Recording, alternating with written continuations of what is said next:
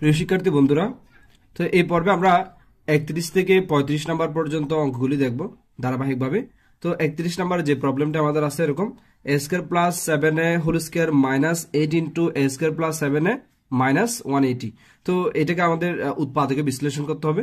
সেক্ষেত্রে এই রাশিটাকে উৎপাদক বিশ্লেষণ করার জন্য আমরা যেটা করব, a স্কয়ার প্লাস 7a, এই a স্কয়ার প্লাস 7a এখানেও আছে এখানেও আছে, এই a স্কয়ার প্লাস 7a কে আমরা হচ্ছে x ধরে নিব। x ধরলে এটা একটা সুন্দর একটা দ্বিঘাত সমীকরণ ফর্মে চলে আসবে।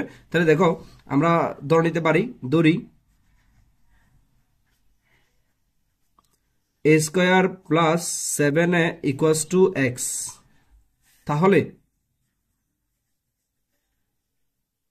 আমরা লিখতে পারি এই যে a স্কয়ার প্লাস 7 এর সমান যদি x হয়, এই পুরোটা সমান x, x এর উপর বর্গ, তাহলে x স্কয়ার মাইনাস 8, দেন এই পুরোটা সমান আমরা x ধরলাম, তাহলে 8x মাইনাস 180।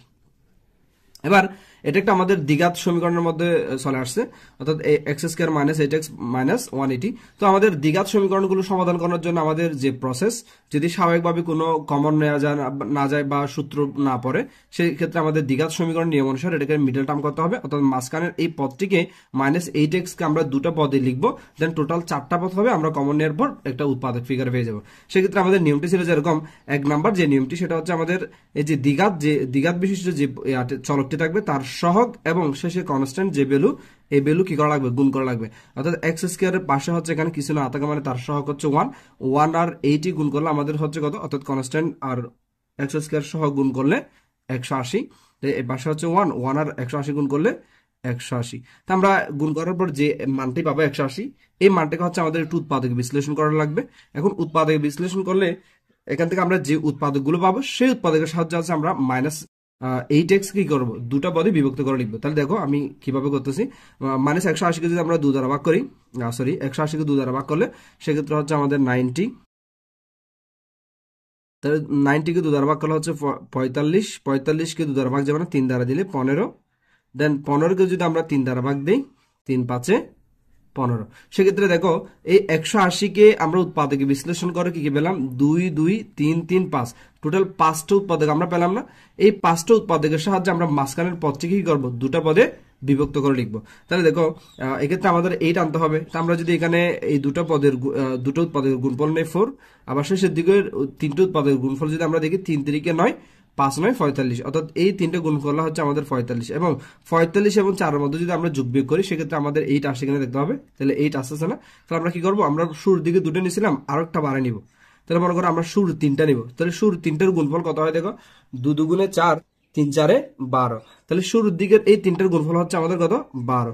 আবার শেষের এই দুটোর গুণফল কত দেখে, আবার 3 5 15। তাহলে 15 এবং 12-র মধ্যে যদি আমরা কাজ করি সেক্ষেত্রে আমাদের 8 আসে কিনা দেখতে হবে।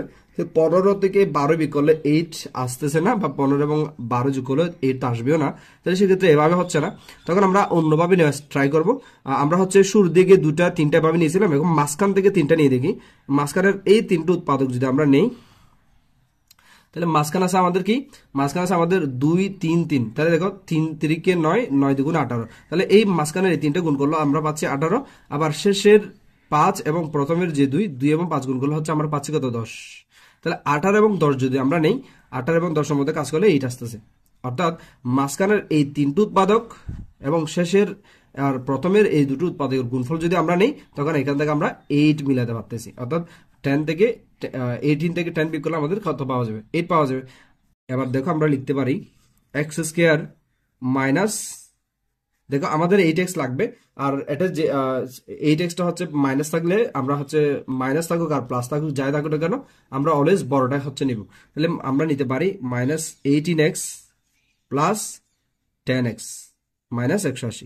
এবার যদি আমরা দেখি মাইনাস 18x থেকে প্লাস 10x বাদ দিলে, এই যে প্লাস 10x যদি আমরা যদি বাদ দিই সেক্ষেত্রে আরো মাইনাস 8x আমাদের থাকবে। এখন কথা হচ্ছে এই মাইনাস 8x কে আমরা চাইলে বিভিন্ন পাওয়ার লিখতে পারতাম। মাইনাস 8x সমান আমরা লিখতে পারতাম মাইনাস 8x, এটা সমান আমরা লিখতে পারতাম minus 6x minus 2x, minus 2x minus 6x, অথবা মাইনাস 8x সমান আমরা লিখতে পারতাম 10x minus 10x minus 2x, অর্থাৎ বিভিন্ন ভাবেই লিখতে পারতাম। তোমাদের বারবার বোঝানোর চেষ্টা করতেছি, 8x কে আমরা যদি চাই বিভিন্নভাবে লিখতে পারি, কিন্তু আমরা এমন একটা কৌশলে লিখবো যাতে করে আমাদের উৎপাদক হয়। তাহলে আমরা যে কাজটা করবো, যে দ্বিঘাত যে পদটি থাকবে সেই পদের সহগ এবং যে কনস্ট্যান্ট ভ্যালু শেষের দিকে যে কনস্ট্যান্ট ভ্যালু থাকবে 180, এই 180 এবং এই সহগটা গুণ করার পর যে গুণফলটা পাবো সেটাকে আমরা উৎপাদক করার পর যে মানগুলো পাবো সেই উৎপাদক দিয়ে আমাদের মাঝখানে পদটি কি করতে হবে, যোগ বিয়োগ করে মেলাতে হবে, তবে আমাদের অঙ্ক হবে।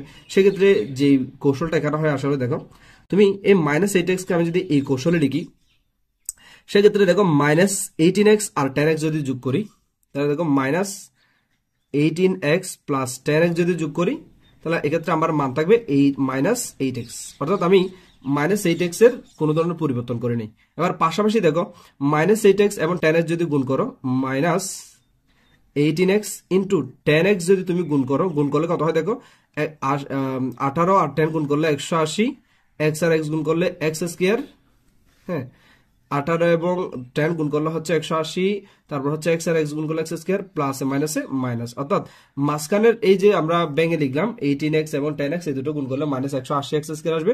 এবার দেখো শেষে দুটো পদ তুমি গুণ করো, x স্কয়ার এবং -180 গুণ করো, x স্কয়ার ইন্টু -180 যদি গুণ করো, সেক্ষেত্রে তুমি মান পাবে কত, -180x স্কয়ার।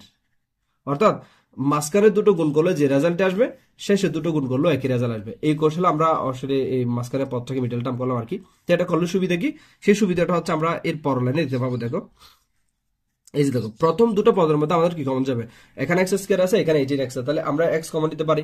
তাহলে প্রথম দুটো পদ থেকে হচ্ছে আমরা যদি x কমন নিই, আমাদের থাকবে যে x মাইনাস 18, অর্থাৎ x স্কয়ার থেকে x কমন নিলে আর x, 18x থেকে যদি x কমন নিই আর 18, প্লাস আমাদের মাইনাস।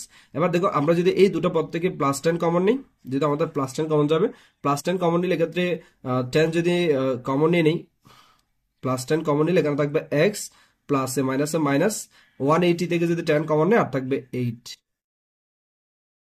এবার দেখো এই যে সুবিধাটা কি, এই যে x মাইনাস 18 দুটার মধ্যে হচ্ছে আমাদের কি চলে আসছে, সরি এটা 118 হবে, x মাইনাস 18 এই দুটার মধ্যে আমাদের x মাইনাস 18 চলে আসছে। তাহলে আমরা x মাইনাস 18টা যদি কমন নিয়ে নিই, এই পদ থেকে x মাইনাস 18 কমন নিয়ে নিলে আমার আর বাকি থাকবে x, আর এই পদ থেকে যদি আমি x মাইনাস 18 কমন নিই, আমার আর বাকি থাকবে কত, 10 প্লাস 10। এবার দুটা পদ সুন্দর মধ্যে গুণাকারে চলে আসছে না? তো আমাদের আসলে এরকম এই যে গুণাকারের ফিগার চলে আসার জন্য আমরা এই মাঝখানের 18x কে এভাবে কি করলাম, দুটো পদে বিভক্ত করলাম। এবার আমাদের যে কাজটি করতে হবে, আমরা x বলতে আসলে এক্ষেত্রে যেটা জানি, এই যে a square plus 7a equals to হচ্ছে x। তা আমরা সুবিধার জন্য জাস্ট x ধরে নিয়েছিলাম এই পুরোটা পদটাকে, কিন্তু আমাদের রাশিতে কোনো আসলে x নাই, তাহলে x সমান হচ্ছে আমাদের কত, a স্কয়ার প্লাস 7a। তো আমরা ফাইনালি এই x এর জায়গায় হচ্ছে মানটা বসিয়ে দিব, a square plus 7a, a square plus 7a minus 18। আবার এই x এর জায়গায় যদি আমরা এটা বসাই দিই, a square plus 7a plus 10। এখন আমাদের এতটুকু উৎপাদক করার পর আসলে শেষ হয়ে যাওয়ার কথা, যেহেতু উৎপাদক আকারে চলে আসছে।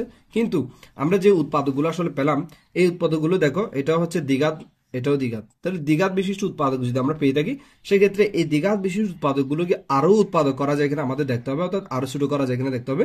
এক্ষেত্রে দেখো এটাও একটা তুমি দ্বিঘাত সমীকরণের ধারণা, এটাও একটা দ্বিঘাত সমীকরণ ধারণা। এই দ্বিঘাত সমীকরণ যেমনি করে তোমার উৎপাদক করতে হয় সেভাবে করবো।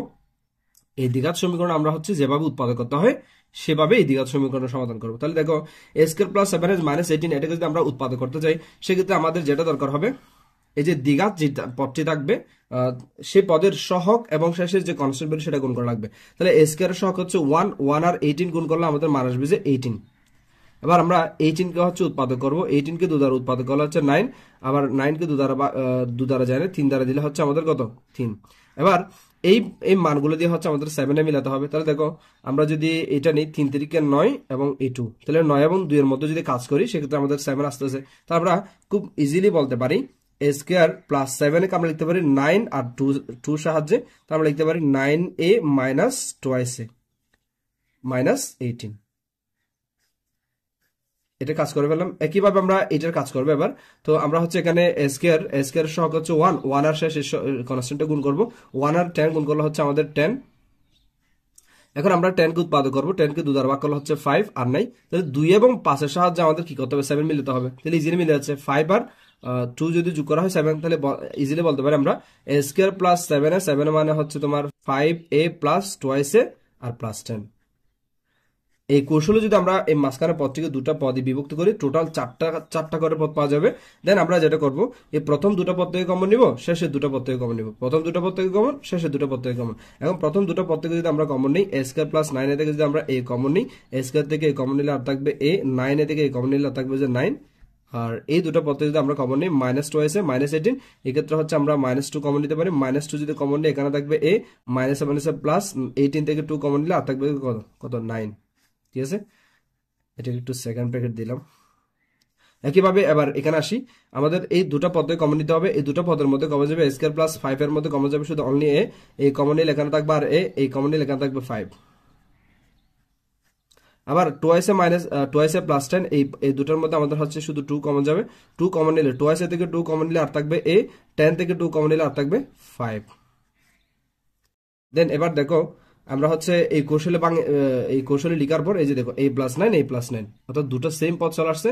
সেজন্য আমরা যেটা করতে পারবো, a+9 কমন নিতে পারবো। a+9 কমন নিলে এখানে থাকবে a, মাইনাস a+9 কমন নিলে এখানে আর বাকি থাকবে 2। ঠিক সেম ভাবে এক্ষেত্রে আমরা হচ্ছে a+5 কমন নিতে পারি। এই যে a+5 কমন নিলে, এই পদ থেকে a+5 কমন নিলে আর থাকবে a, এই পদ থেকে a+5 কমন নিলে আর বাকি থাকবে 2, তাহলে +2। এবার দেখো আমাদের এই পুরো রাশিটা হচ্ছে এরকম ছোট ছোট 4টা উৎপাদক আকারে চলে আসছে। এটাই আমাদের ফাইনাল রেজাল্ট। তাহলে এটা হচ্ছে উৎপাদকের বিশ্লেষণ। তো আমি এই টাইপের যতগুলো অঙ্ক আছে সবগুলো আসলে তোমাদের সময় বেশি লাগলে একটু ভালোভাবে বোঝানোর চেষ্টা করতেছি। তো তোমরা যেটা করবা, ধৈর্য সহকারে ভিডিওটি দেখবে এবং একবার যদি না বুঝে অনলাইনের এই ক্লাসগুলোর ক্ষেত্রে একটা তোমাদের কাছে একটা সাজেশন থাকবে, সেটা হচ্ছে এরকম, একবার ক্লাসটি না বুঝলে তোমরা হচ্ছে ধৈর্য সহকারে দ্বিতীয়বার দেখবা, যে আশা করি বুঝে যাবে।